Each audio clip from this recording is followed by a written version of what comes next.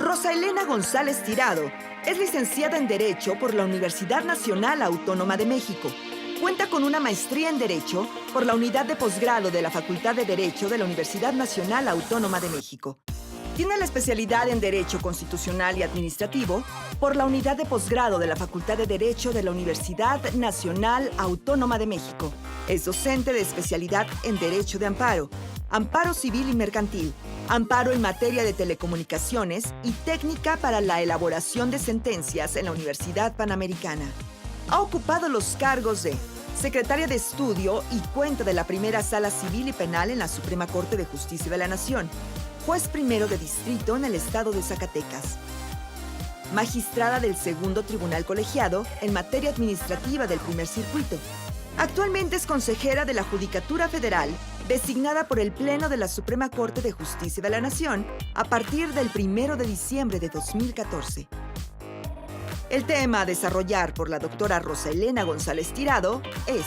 sentencias definitivas. Saludos a todos. En esta ocasión hablaré sobre las sentencias definitivas en este Sistema Nacional Anticorrupción. ¿Y qué son las sentencias definitivas? En principio, aunque resulte muy obvio, diremos que son aquellas que resuelven el juicio en lo principal o le ponen fin a este. Para el caso de la Ley General de Responsabilidades Administrativas, en términos de su artículo 8, las autoridades de la Federación y las entidades federativas concurrirán en su aplicación. En este punto, se cumple el propósito fundamental de la Ley General de Responsabilidades Administrativas, que es la de establecer ámbitos competenciales de las autoridades. De esta forma, el artículo 9 especifica que las facultades para aplicar la ley serán las secretarías de la Función Pública y sus homólogos en las entidades federativas, los órganos internos de control, la Auditoría Superior de la Federación y las entidades de fiscalización superior de las entidades federativas, el Tribunal Federal de Justicia Administrativa, ya sea la sección competente en materia de responsabilidades administrativas de la Sala Superior o las salas especializadas, así como sus homólogos en las entidades federativas.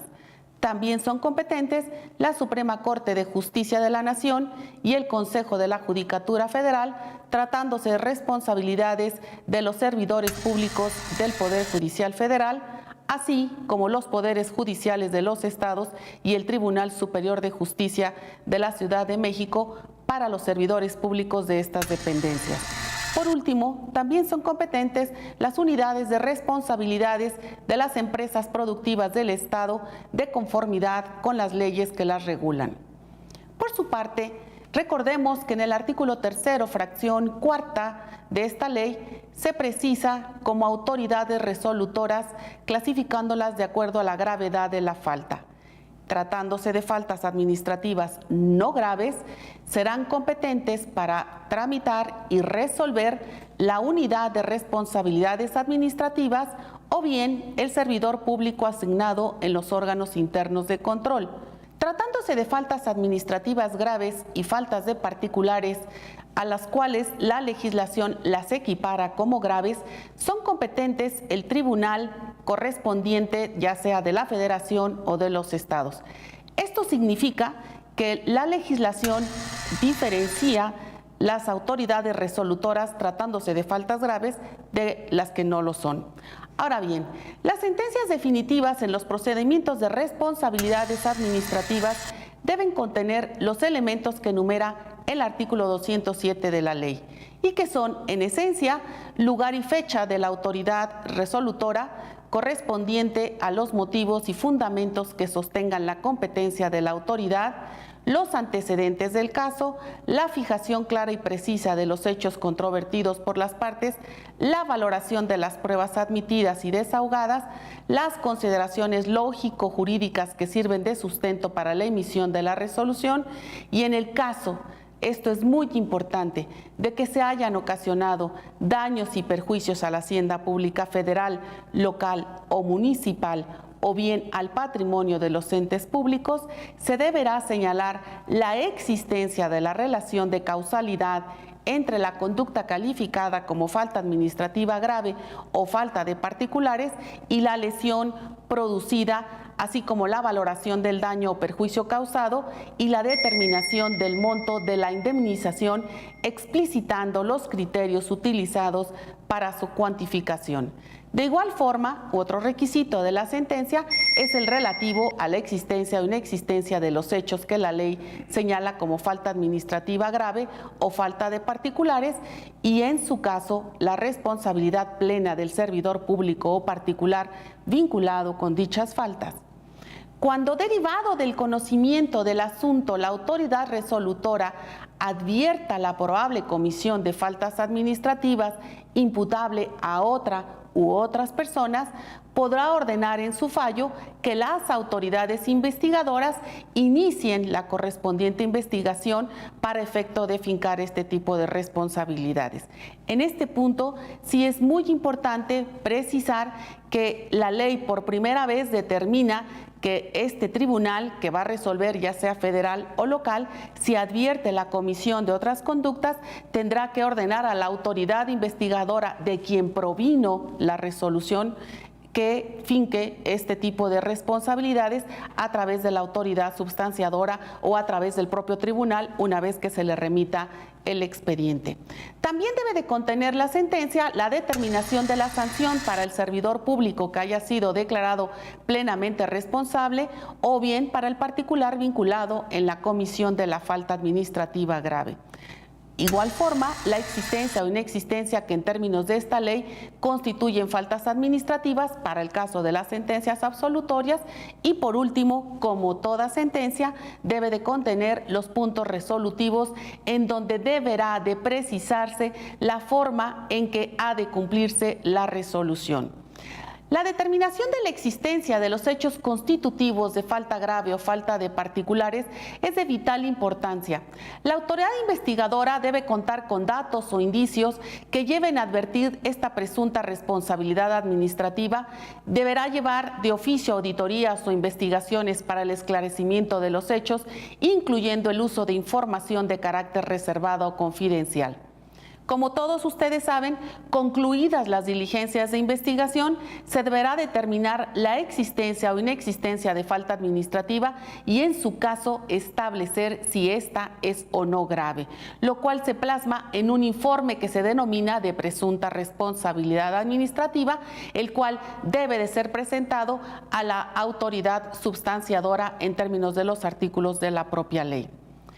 En este caso, la autoridad sustanciadora inicia el procedimiento de responsabilidad administrativa advirtiendo que son suficientes los datos y las pruebas que se presentan, el cual deberá observar las formalidades esenciales del procedimiento, que, como todos ustedes saben, inicia con el emplazamiento, la oportunidad probatoria y de defensa, como son pruebas y alegatos, y el dictado de una resolución.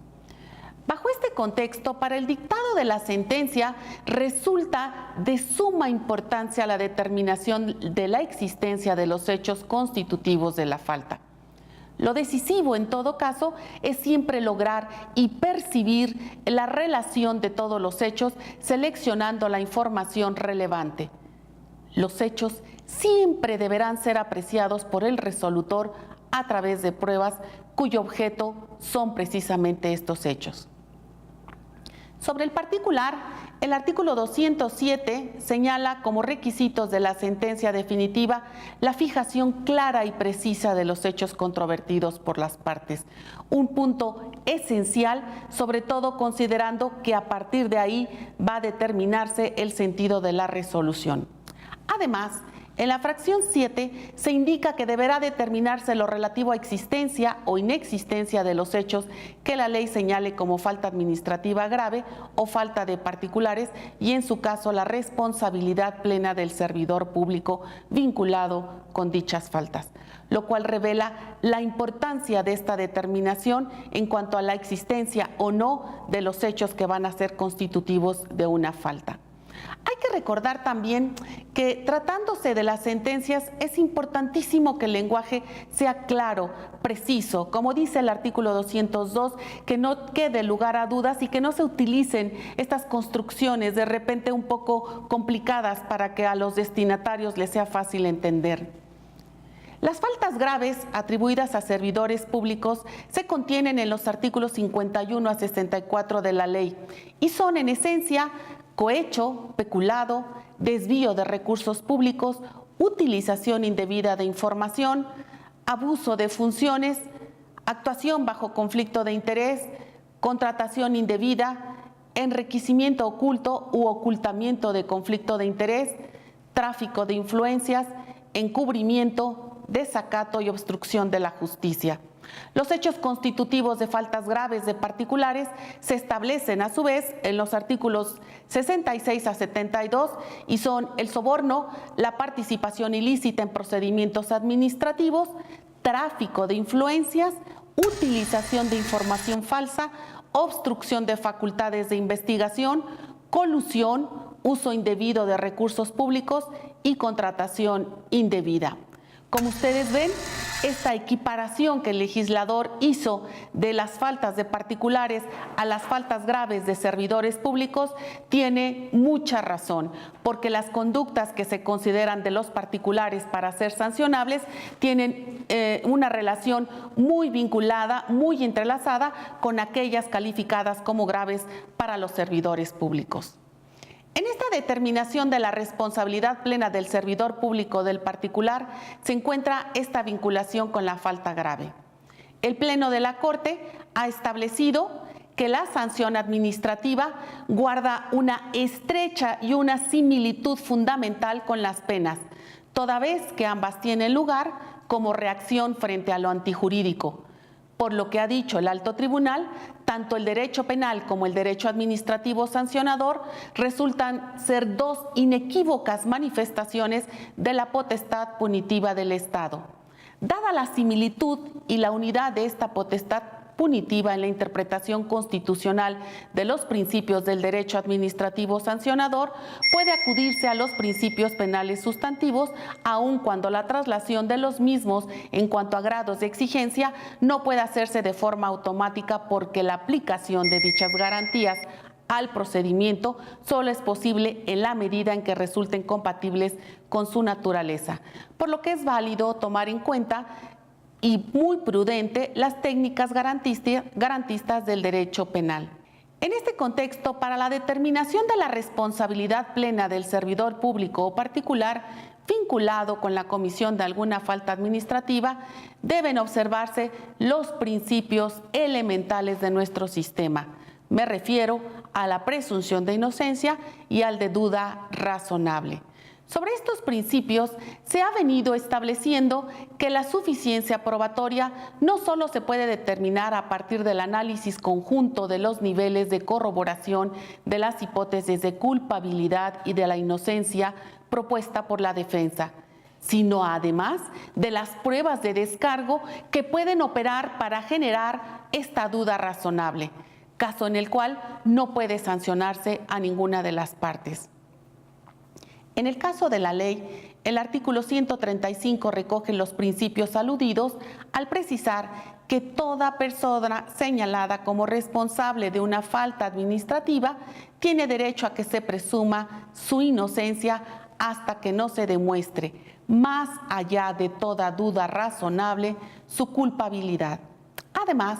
arroja la carga de la prueba a las autoridades investigadoras para demostrar la veracidad sobre los hechos que demuestren la existencia de tales faltas, así como la responsabilidad de aquellos a quienes se imputen las mismas. En cuanto a la determinación de la sanción, podremos decir que las sanciones para las faltas graves cometidas por servidores públicos y por particulares están determinadas en los artículos 78 y 81 de la ley. ¿Cuáles son estas sanciones? Para faltas graves cometidas por servidores públicos tenemos desde la suspensión del empleo, cargo o comisión, la destitución de este cargo, la sanción económica y la inhabilitación temporal para desempeñar empleos, cargos o comisiones en el servicio público y para participar en adquisiciones, arrendamientos, servicios u obras públicas. Para los particulares, las sanciones por cometer las faltas que se equiparan a las graves son sanción económica, inhabilitación temporal para participar en adquisiciones, arrendamientos, servicios u obras públicas, indemnización por los daños y perjuicios, y tratándose de personas morales, puede también ser la sanción económica, la inhabilitación temporal para participar en adquisiciones, arrendamientos, servicios, obra pública, la suspensión de actividades, importantísimo este punto, la disolución de la sociedad respectiva y la indemnización por los daños y perjuicios. ¿Cómo se hace la individualización para establecer o imponer una sanción? Esta individualización tiene que ver con el principio fundamental de proporcionalidad. ¿Cuál es este principio de proporcionalidad? Establecer un parámetro entre un mínimo y un máximo sobre el cual el órgano sancionador ha de ir en este camino para ver si la sanción es muy grave, establecer una sanción muy alta y si no, ir bajando poco a poco hasta llegar a la mínima. Para la imposición de la sanción se deben considerar los elementos como son el empleo, cargo o comisión que desempeñaba el servidor público cuando incurrió en la falta, así como los daños y perjuicios patrimoniales causados por el acto u omisión. También se debe considerar el nivel jerárquico y los antecedentes del infractor, entre ellos la antigüedad en el servicio, las circunstancias socioeconómicas del servidor público, las condiciones exteriores, esto es, todos los elementos que se encuentran para la ejecución de la conducta u omisión, la reincidencia en el incumplimiento de obligaciones y el monto del beneficio derivado de la infracción que haya obtenido el responsable. En esta individualización y proporcionalidad de la sanción para los particulares, tratándose de estas faltas que se equiparan a los graves, se deben considerar los siguientes elementos: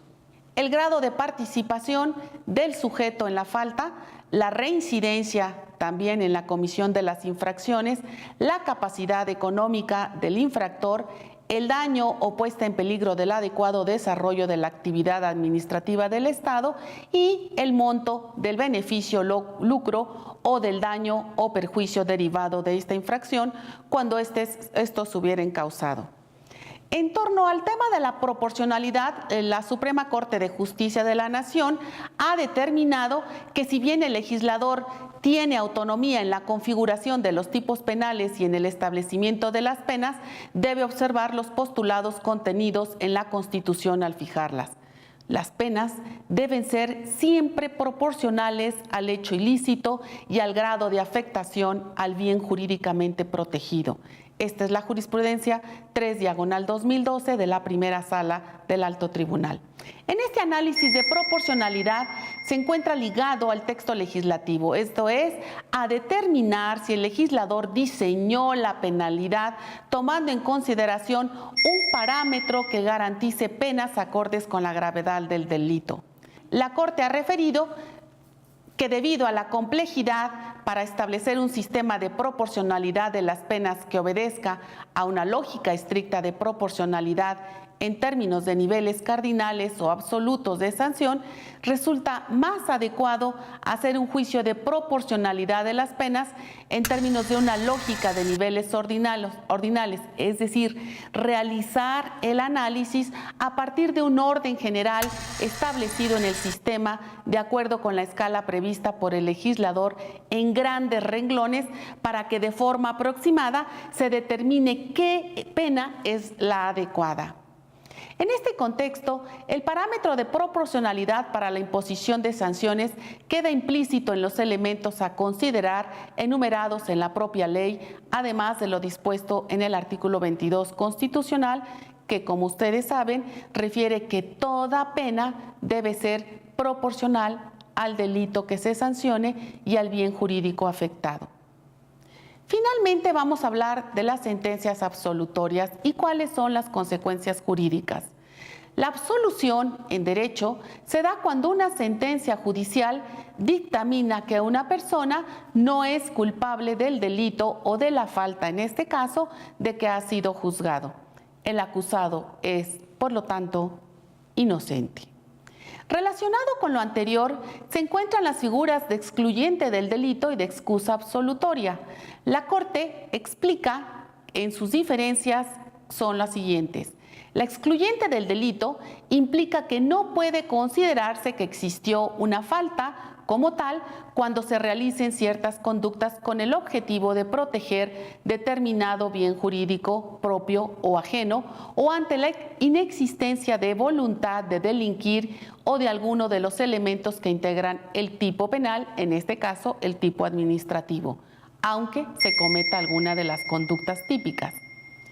En tanto que la excusa absolutoria implica que existió una conducta típica, pero se excluye la aplicación de la pena establecida para esta pena o este delito. Es decir, las excusas absolutorias tienen como efecto la determinación de que sí existió la conducta típica, esto es, existió la falta administrativa,